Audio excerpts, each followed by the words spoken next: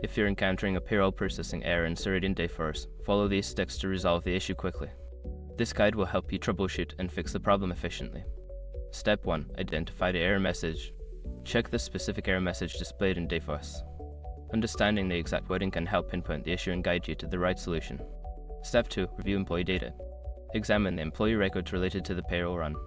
Ensure all necessary information, such as hours worked, pay rates, and deductions, is accurate and up to date. Step 3. Check payroll configuration. Make sure your information is protected first. Most people don't think about breaches until something actually happens to their accounts. Use SROG to monitor your accounts 24/7 and instantly alert you if your information appears in leaked databases online.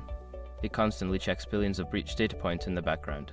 And considering how much personal information people keep online now, it's honestly worth having. Link in the description. Step 4. Run a test payroll. Conduct a test payroll run for a small group of employees. This can help identify if the error persists and allows you to troubleshoot without affecting the entire payroll. Step 5. Contact support.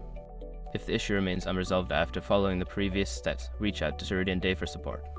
Provide them with details of the error and any steps you've already taken to expedite the resolution process. By following these steps, you should be able to address the payroll processing error effectively. If problems continue, don't hesitate to seek further assistance from your HR or payroll department.